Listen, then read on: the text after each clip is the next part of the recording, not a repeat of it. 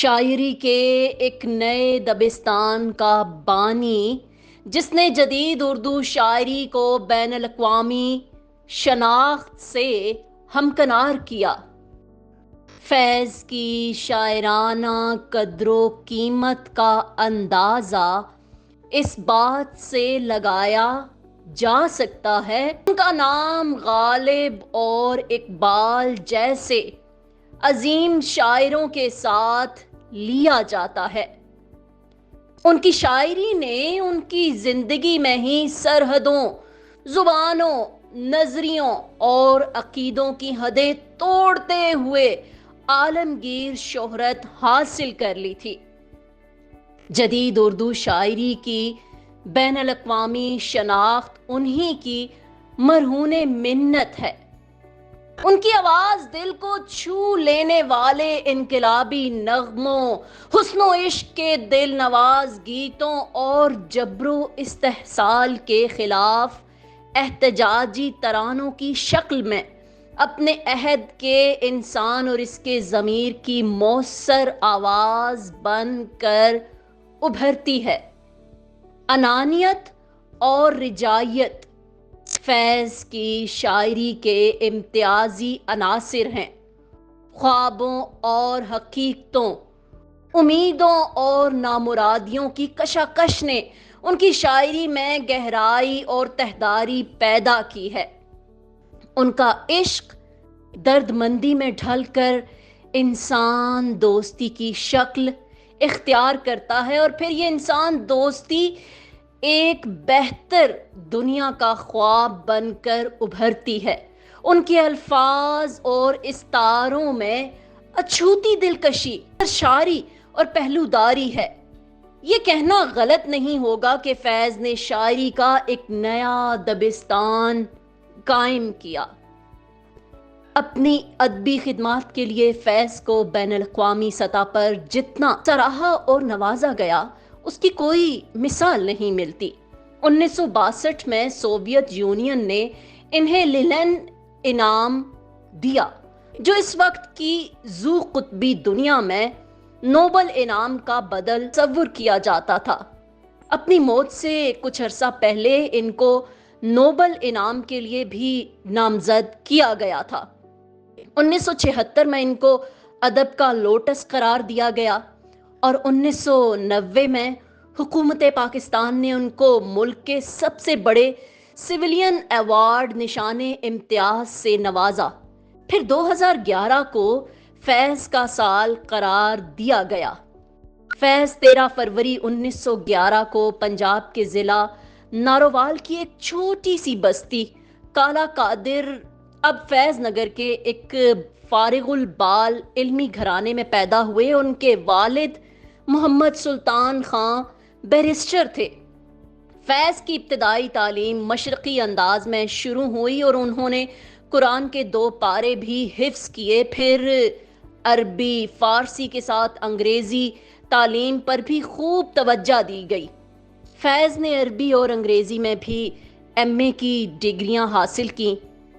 Government college Lahore में दौरान तालीम फ़लसफ़ा और अंग्रेज़ी इनके ख़ास मज़ामीन थे। इस कॉलेज में इनको अहमद शाह बुखारी, पितरस और सूफ़ी ग़ुलाम मुस्तफ़ा तबस्सुम जैसे उस्ताद और मरबी मिले। तालीम से फ़ारिग होकर 1935 में फैज़ ने अमृतसर के मोहम्मडन ओरिएंटल कॉलेज में बतौर लेक्चरर मुलाजमत की। यहाँ भी इन्हें अहम अदीबों और दानिश्वरों की सोहबत मिली, जिनमें मोहम्मद दीन तासीर, सादज़ादा महमूदुल ज़फ़र और उनकी अहलिया रशीद जहां, सज्जाद ज़हीर और अहमद अली जैसे लोग शामिल थे। 1941 में फैज़ ने एलिस कैथरीन जॉर्ज से शादी कर ली। ये तासीर की अहलिया की छोटी बहन थी, जो 16 साल की उम्र से बरतानवी कम्युनिस्ट पार्टी से वाबस्ता थीं। शादी की सादा तकरीब श्रीनगर में तासीर के मकान पर मुनक्किद हुई। निकाह शेख अब्दुल्ला ने पढ़ाया। मजाज और जोश मलिह आबादी ने तकरीब में शिरकत की। 1947 میں فیض نے میاں افتخار الدین کے اصرار پر ان کے اخبار پاکستان ٹائمز میں مدیر اعلیٰ کی حیثیت سے کام کیا۔ سال 1951 فیض کی زندگی میں صعوبتوں اور شاعری میں نکھار کا پیغام لے کر آیا۔ ان کو حکومت کا تختہ الٹنے کی سازش میں، جسے راولپنڈی سازش کیس کہتے ہیں، گرفتار کر لیا گیا۔ بات اتنی نہ تھی کہ لیاقت علی خان کے امریکہ کی طرف جھکاؤ اور کشمیر کے حصول میں ان کی ناکامی کی وجہ سے فوج کے بہت سے افسر ان سے نالاں تھے، جن میں میجر جنرل اکبر خان بھی شامل تھے۔ اکبر خان فوج میں فیض کے افسر اعلیٰ تھے۔ 23 فروری 1951 کو اکبر خان کے مکان پر ایک میٹنگ ہوئی، جس میں کئی فوجی افسروں کے ساتھ فیض اور سجاد ظہیر نے بھی شرکت کی۔ میٹنگ میں حکومت کا تختہ پلٹنے کی تجویز پیش کی گئی، لیکن اسے ناقابل عمل کہتے ہوئے مسترد کر دیا گیا۔ لیکن فوجیوں میں سے ہی کسی نے حکومت کی خوشنودی حاصل کرنے کے لیے بات جنرل ایوب خان تک پہنچا دی۔ اس کے بعد میٹنگ کے شرکاء کو بغاوت کے الزام میں گرفتار کر لیا گیا۔ تقریباً 5 سال انہوں نے پاکستان کی مختلف جیلوں میں گزارے۔ آخر اپریل 1955 میں ان کی سزا معاف ہوئی۔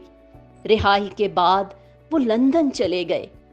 1958 میں فیض پاکستان واپس آئے، لیکن جیل خانہ ایک بار پھر ان کا منتظر تھا۔ اسکندر مرزا کی حکومت نے کمیونسٹ مواد شائع اور تقسیم کرنے کے الزام میں ان کو پھر گرفتار کر لیا، لیکن اس بار ان کو اپنے مداح ذوالفقار علی بھٹو کی کوششوں کے نتیجے میں 1960 میں رہائی ملی اور وہ پہلے ماسکو اور پھر وہاں سے لندن چلے گئے۔ 1962 میں ان کو لینن امن انعام ملا۔ لینن انعام ملنے کے بعد فیض کی شہرت، جو ابھی تک ہندوستان اور پاکستان تک محدود تھی، ساری دنیا بالخصوص سوویت بلاک کے ممالک تک پھیل گئی۔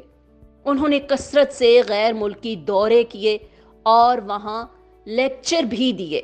ان کی شاعری کے ترجمے مختلف زبانوں میں ہونے لگے اور ان کی شاعری پر تحقیقی کام شروع ہو گیا۔ 1964 میں فیض پاکستان واپس آئے اور کراچی میں مقیم ہو گئے۔ ان کو عبداللہ ہارون کالج کا ڈائریکٹر مقرر کیا گیا اور اس کے بعد ذوالفقار علی بھٹو نے ان کو خوب نوازا اور کئی اہم عہدے دیے، جن میں وزارت ثقافت کے مشیر کا عہدہ بھی شامل تھا۔ 1977 میں جنرل ضیاء الحق نے بھٹو کا تختہ الٹا تو فیض کے لیے پاکستان میں رہنا ناممکن ہو گیا۔ ان کی سخت نگرانی کی جا رہی تھی اور کڑا پہرا بٹھا دیا گیا۔ ایک دن وہ ہاتھ میں سگریٹ تھام کر گھر سے یوں نکلے جیسے چہل قدمی کے لیے جا رہے ہیں اور سیدھے بیروت پہنچ گئے۔ اس وقت فلسطینی تنظیم آزادی کا مرکز بیروت میں تھا اور یاسر عرفات سے ان کا یارانہ تھا۔ بیروت میں وہ سوویت امداد یافتہ رسالہ لوٹس کے مدیر بنا دیے گئے۔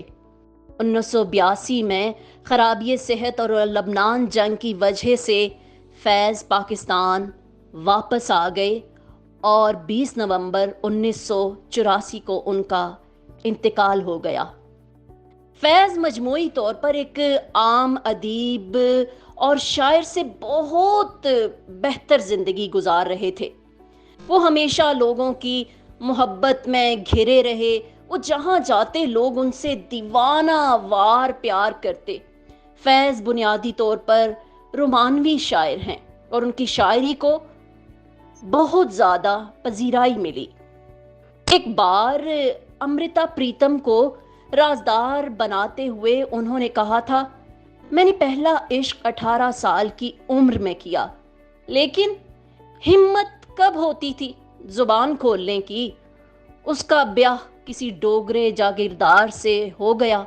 دوسرا عشق انہوں نے ایلس سے کیا، फिर एक शनासा छोटी सी लड़की थी, वो मुझे बहुत अच्छी लगती थी। अचानक मुझे महसूस हुआ कि वो बच्ची नहीं, बड़ी हसास और नौजवान खातून है। मैंने एक बार फिर इश्क की गहराई देखी। फिर इसने किसी बड़े अफसर से शादी कर ली। इसके अलावा भी कुछ पर्दा नशीनों से इनके ताल्लुकात थे, जिनको उन्होंने पर्दा ही में रखा। फैज बुनियादी तौर पर रोमानवी शायर हैं। रोमानियत उनकी फितरत है। वो जिंदगी की उलझनों, परेशानियों और तलखियों का सामना एक हसास शायर की तरह करते हैं, लेकिन ना बगावत पर उतरते हैं और ना नारे लगाते हैं, बल्कि उनकी तलखियों को सहते हुए इस जहर को पी जाते हैं। वो एक अहद साज शायर थे।